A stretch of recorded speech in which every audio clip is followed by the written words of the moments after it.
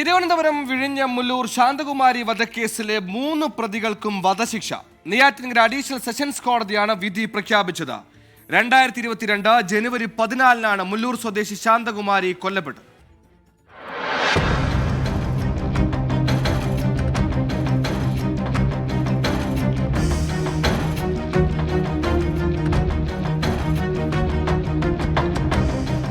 ശാന്തകുമാരിയുടെ അയൽവാസിയായി വാടകയ്ക്ക് താമസിച്ചിരുന്ന കോവളം സ്വദേശി റഫീഖ ബീവി, മകൻ ഷഫീഖ്, കൂടെ താമസിച്ചിരുന്ന റഫീഖയുടെ സുഹൃത്ത് പാലക്കാട് സ്വദേശി അൽ അമീൻ എന്നിവരാണ് കേസിലെ പ്രതികൾ.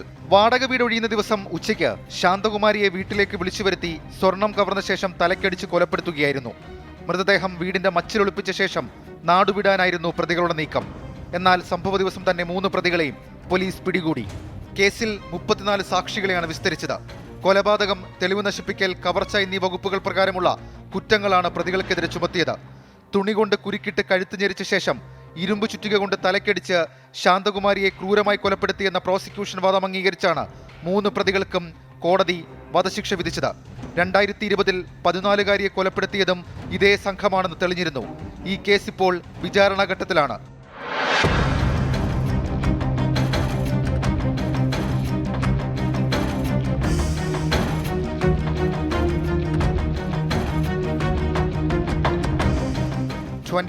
തിരുവനന്തപുരം.